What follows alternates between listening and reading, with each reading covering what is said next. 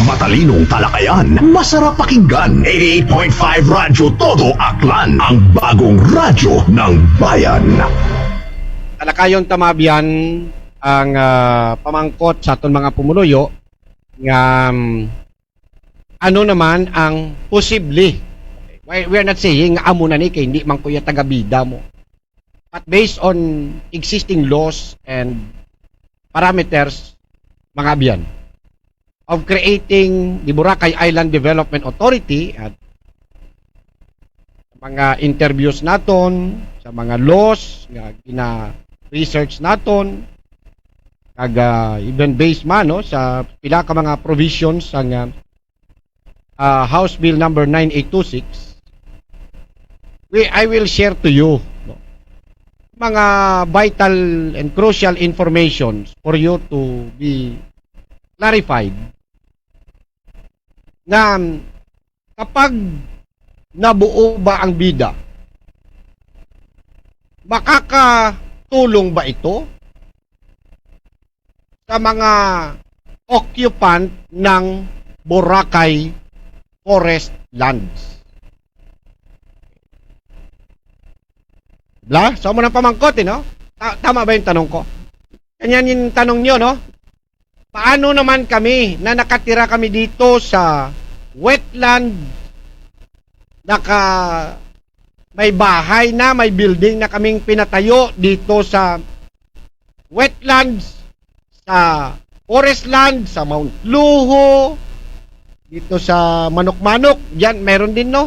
May forest lands din sa Manok-Manok maliban sa wetland. Yung mga lugar na lumabas sa cadastral survey at mga lugar na specifically identified that they are belong to what we call forest lands. On the basis, mga biyan, sa binuong Presidential Proclamation 1064. Okay. Now, ganito. I'll give you a brief background. Ang Presidential Proclamation 1064, mga abyan, amo niyang ginugatan sa mga problema sa mga landowners or land occupants sa Boracay. Particularly sa mga nasa tinatawag ngayong classified as forest lands. Okay. In Presidential Proclamation, ginpasaraya ang May 22, 2006. Hindi ko magsala. Pirmahan, this is not a law. Hindi po ito Republic Act. Okay. Ito po ay proklamasyon lamang ng isang departamento, the executive branch of the government, particularly by the President. Parang proclamation na kahalimbawa lang na pinoproclaim yung araw ng ganito na holiday, proclaiming this day, para mga special orders.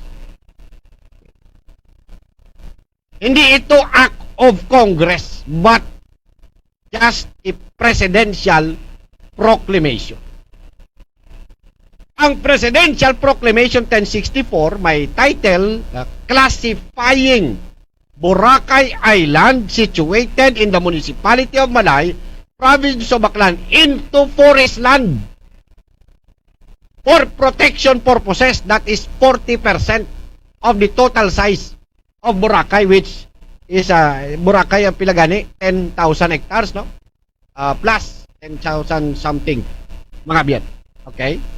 So, 40% gin-classified ni Pangulong Gloria Macapagal Arroyo at the time, mga biyan, nga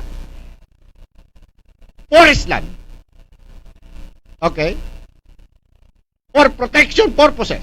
And the 60% is alienable and disposable lands. Yung bang pwede ng patituluhan. pursuant to Presidential Decree number 705 o yung tinatawag na Revised Forestry Reform Code of the Philippines. Bakit kailangan ni dating Pangulong Gloria Macapagal Arroyo na i-classify ang Boracay sa ganito? Because Boracay, since time immemorial, nagapabilin mga kababayan or hindi ka siya na-classified. Ang tawag lang sa kanya ay public land. Ang buong isla ay pag-aari lang ng gobyerno. Dahil nung panahon ni dating Pangulong Ferdinand Marcos, he issued the presidential decree. That's another term of presidential proclamation nung panahon ni nung martial law, presidential decree. Nagpasa siya ng Presidential Decree 1801, correct me if I'm wrong, na ito namang Presidential Decree 1801, nagdideklara sa mga pulo or isla ng Pilipinas, including ang Boracay Island, as in national treasure. Mga biyan. Ibig sabihin, itong mga isla na to, kasama ang Boracay, mayroong Sakuron, mayroong kung saan pang mga isla, napakarami, parang 50 plus yata yan, na yan ay hindi pwedeng, yung isla na yan ay hindi pwedeng pag-arian ng kahit sino man, kundi yan ay pag-aari lamang ng Estado. It's a national treasure, national treasure, being a very beautiful island. Kaya binuo din ang Philippine Tourism Authority na iyon ang binigyan naman ng charter para i-manage, ay siguraduhin na ang Boracay Island at iba pang mga isla ay may maayos na tourism management. Unfortunately, wala man to yan nag-prosper ang Philippine Tourism Authority. Wala na gani subong actually ng PTA. So, ever since, maluwas lang sa mga torrents titles, titulo, mga Spanish titles, ang Boracay walang nakapag-apply ng titulo. So ngayon marami nang naglalabi kay Presidente Gloria Macapagal Arroyo na gusto na naming patituluhan kasi yung nag-iiba na iba na ang Boracay Island at that time. Kumparar mo before, mga 1960s, 1970s. Iba na yung Boracay nung pumasok na ang year 2000. Centennial year na, mga biyan. Iba na. So the President, upon the recommendation of the Secretary of the Department of Environment and Natural Resources, at that time was Mike Defensor, tama ba? Si Defensor ba? Ano ganing first name ni Defensor? Dating DNR Secretary. Mga abyan. Nga si Defensor, obra ining Presidential Proclamation 1064. Sa Presidential Proclamation 1064, specifically nakabutang na kung ano ang mga lugar. May mga technical descriptions na longitude, latitude, may mga amo-amo na. Kung ano ang mga forest lands, ano naman ang mga tinatawag na agricultural lands subject for disposal or alienable and disposable na mga lands. Now, in Presidential Proclamation 1064, mga biyan, din kontraraya at mga taga Boracay, I am very much aware at that time because I was one of those people na nagko-question, nagrarally pa tayo noon, naalala nyo mga taga Boracay. Nag-arali pa tayo, nag-file ng kaso. Buhay pa noon si Richard King. Sino pa nga? Sila, nag-meeting pa tayo. Ang dami nating ginawa. Para questionin itong Presidential Proclamation 1064 kasi hamakin mo. Hamakin mo. Yung mga kalsada gagawin niyang 30 meters nakalagay. All existing roads, trails, and pathways and a 15-meter buffer zone on each side of the center line of the road. 15 meters from the center line going to the left, 15 meters from the center line going to the right. 30 meters ang kalsada, sos Maria kag ihusip. Di ka makita sa mo ng kalsada nga ibutang mo sa kagamay-gamay nga isla. Not only the main road, all existing roads, including the trails and pathways. Abali dating Presidente Gloria Macapagal Arroyo, these are reserved for right-of-way and shall form part, magiging kaparte of the area reserved for forest land protection or part of the 40%. Hindi siya alienable and disposable. Todo Latigo. Latigo. Hindi lang muna. Pati ang iban pa nga mga lugar, mga kabiyanan sa Boracay, na na-identified niya ang ining Presidential Proclamation 1064 is confiscatory. Ito yung totoong pinanggalingan ng mga confiscation of properties. That, if you are considered as under alienable and disposable, pwede ka nang mag-apply sa pagpatitulo ng lupa, pero may mga requirements din. Dapat, papasok na yung mga Commonwealth laws on commercial, classified commercial land use for titling. Mga biyan. Subdivide mo na ang mga lupa. So, ibig sabihin po, napakarami ng problemang idinulot itong Presidential Proclamation 1060. Hanggang dumating, iba-iba na ang mga pangulo, hanggang dumating na ang itong administrasyon, hanggang sinarado ang Boracay at nirehab, pinadala ang task force sa pagpanguna ni DENR Secretary Roy Simat. Dumaan ang napakaraming petitions before that. Even kami sa local government unit, I think may mga ginawa din na mga efforts.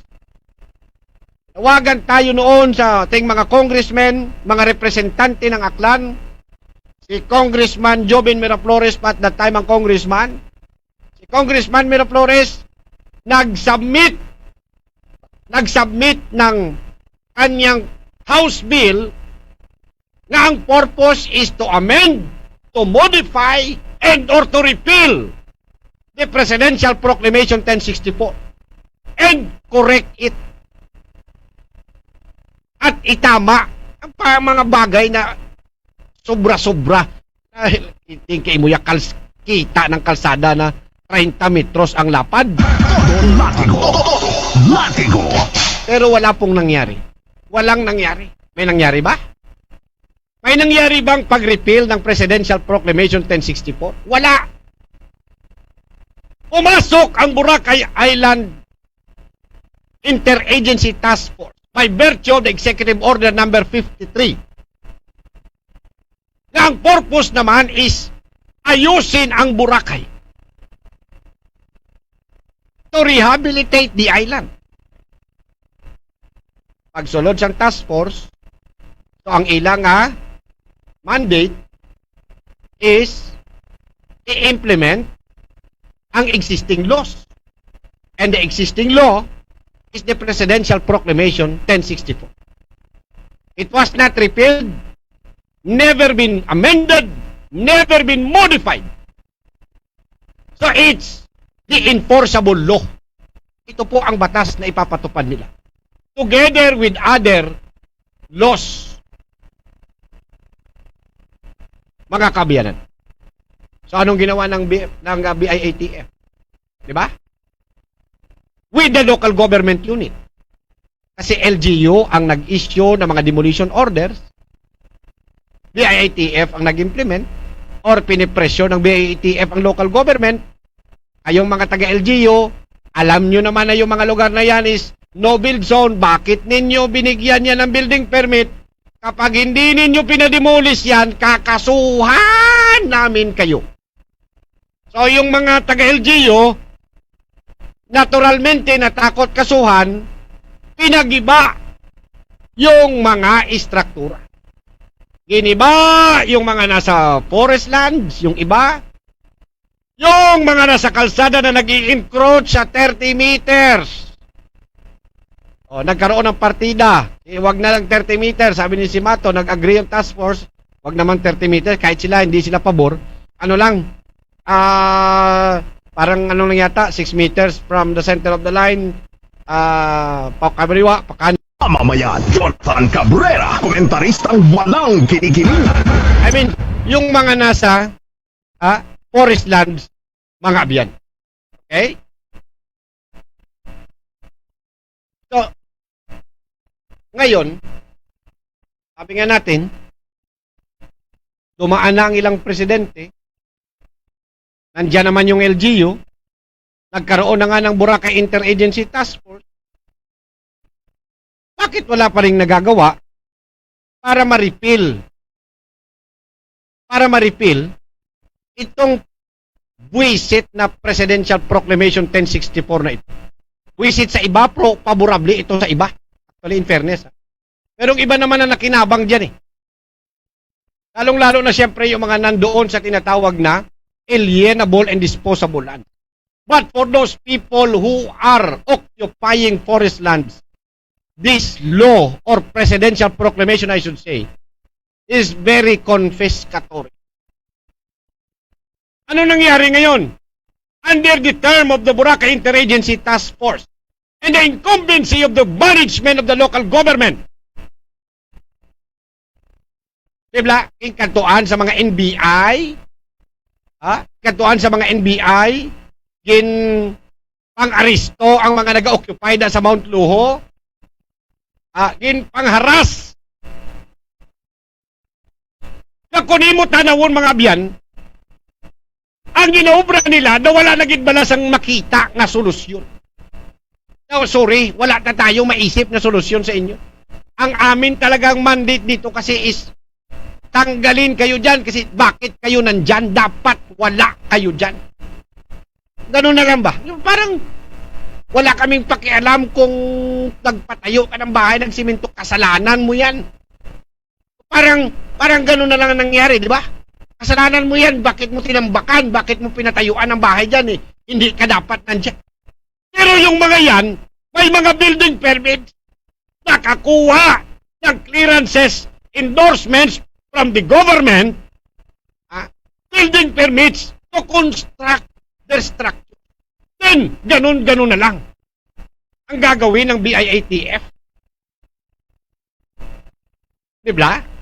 O tapos gusto pa ngayon ng local government na wag na lang daw gawin ang bida na lang yung parang BIATF pa rin na regulatory. So, imagine that.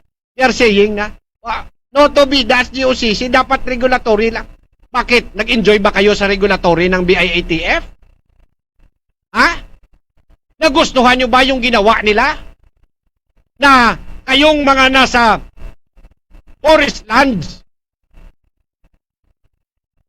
ay para kayong mga magnanakaw na pumasok dyan na nagtrespassing na kailangan kayong arestuhin, palayasin, at kung may pinatayo kayong bahay, wasakin.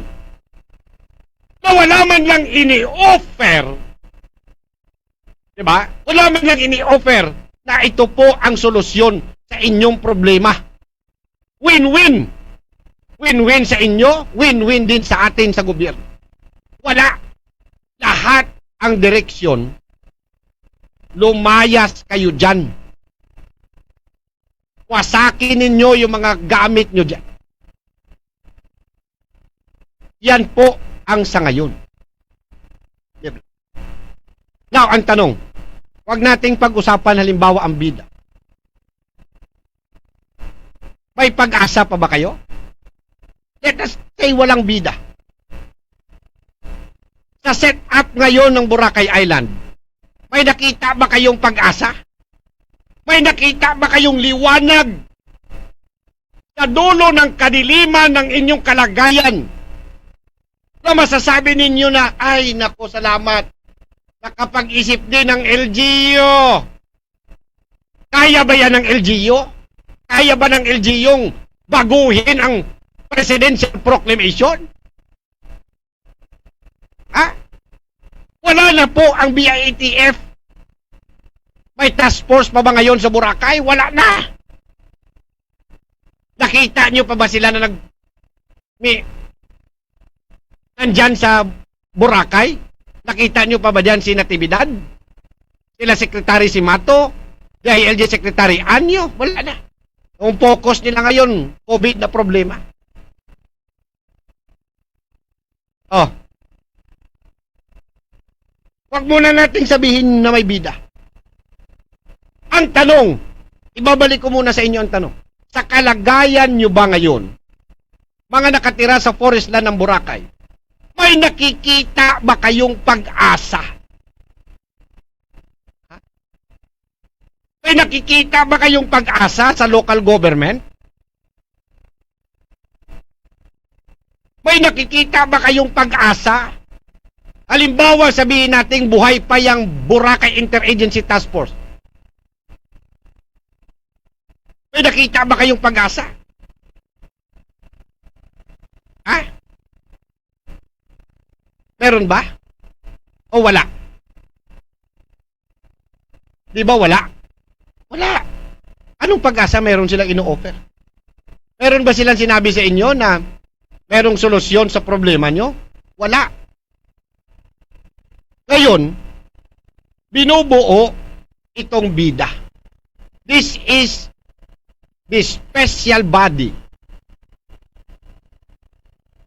that will administer the island on a daily basis. Araw-araw. Iniisip nandyan physically sa Boracay kung sino man ang mga tao na ma-involve dyan, maging part ng organisasyon ng bida. But the point is they are there every day brainstorming. Looking at your problems. You can confer to them. Pwede nyo silang lapitan, pwede nyo kausapin, pwede nyo maglabi. From time to time, magmi-meeting. Nandyan yung tinatawag na mga board of trustees. Because it's a corporate in nature, may tinatawag na board. Miyembro na ng board ang private sector to make a representation to the office of the president, because we also under the office of the president. That he can issue an executive order amending, modifying, or repealing the Presidential Proclamation 1064, Mr. Chair. What do you think? Ako muna balang style. Latigo! Latigo! Nakuha nyo mga abyan? Nakuha nyo? So the BIDA, the board of directors of BIDA, because they are making plans, nag-iisip na sila ano bang magagawin natin sa Boracay? Kasi ang BIDA, being a corporate in nature, mga kabyan, mag-iisip yan ng enterprising, hindi regulatory, hindi yung pangwawasak, hindi yung pagpapalayas, kundi ang iniisip nila, ano ba yung magandang programa project na win-win. Panalo yung mga nandyan sa forest land, panalo rin tayong nasa bida. Diba? Win-win ang pag-uusapan kasi corporate ang kanilang mandate, enterprising. Hindi pareho sa regulatory, na puro wasakin yan, tanggalin yan, bawal yan, prohibited, regulate tayo rito, regulate doon. Nakuha nyo? Is it possible? Yes! Posibleng mangyari yan kung may bida. Because again, BIDA is under the office of the President. And the President, upon recommendation of the BIDA, has the power to repeal the existing proclamations issued by other past presidents. Or if not, they can bring that to the Congress and make it a priority legislative agenda. And considering that BIDA was sponsored by so many congressmen, and for sure, these are the same congressmen who will sit in the next 19th Congress after the 2022 election, mga kababayan. Diba? Siguro naman, kapag ang BIDA na binuo nila ay maglalabi na magpasa sila ng batas that will repeal the confiscatory Presidential Proclamation 1064, tutulong yan sila. Diba? Tutulong yan sila. Kung hindi yan nagawa nila Congressman Miraflores dati, kung hindi yan nagawa ng BIATF, lalong-lalo na ng local government, now the Boracay Island Development Authority as GOCC can champion that. Pwede nilang gawin yan. Because their mandate is to administer the whole island. They are the development authority. The president who appointed them, the chairman, and the departments who are under the executive branch, if they will recommend. Sino ka nga presidente ang mambal nga hindi? Ginsaligan, pinagkatiwalaan mo nga yung mga tao na yan na sila ang mag-administer ng Boracay. Ngayon nagre-recommend sila na i-repeal, i-modify, i-amend yung Presidential Proclamation 1064 dahil yan ang haharang sa mas magandang ecological development balance sa Boracay. If you are the president, sino ka para sabihin na ayaw ko? Diba? Ganun ba? Sige, gawin natin yan. Kayo na ang mag-drop ng executive order. Pirmahan ko na lang. Todo Latigo. Latigo. Now, ibabalik ko ang tanong uli. Kung may BIDA na, at ganyan ang mangyayari, hindi nyo ba nakikita ang liwanag sa dulo ng kadiliman na kinakaharap ninyong mga problema ngayon? Diba? Then BIDA is the light. Then BIDA can be your savior. Huh? Why go against it? Bakit nyo kinakalaban ang BIDA na kung yan pala ang magiging pag-asa? Na yan pala ang magiging paraan para masolbar ang problema. Why? Diba? Bakit mo kinukontra? Ayaw mo bang masolve ang problema ng mga tao? Ayaw mo bang mabigyan ng pag-asa itong mga tao na naninirahan sa mga public forest lands? Na ma-correct, ma-cure ang defects na dinala nitong Presidential Proclamation 1064? Ayaw mo? Anong klase kang tao? Yan ang ikabubuti ng mga taong ito na nahihirapan. Hindi mo tutulungan? Kalabanin mo? Bakit? Maybe because kulang ka sa pag-intindi, or maybe because you have your own interest. What I'm saying, Mabian, are facts. These are facts. Hindi naman yan palagpat. Yan po yung mga existing laws and possibilities. And those are under the proposal. Yan po yung mga nakasaad sa pinopropose ng House Bill number 982. Ngayon, Tanong, anong gusto niyo? May bida? As GOCC? O kung wala? Oh, sa mga taga Boracay na naninirahan dyan sa mga forest land, gusto nyo bang ganito na lang? Ganito na lang? O gusto ninyong mayroong isang special body na kahit papaano may pag-asa? Because sa kasalukuyan, wala pong pag-asa. Walang nagawa.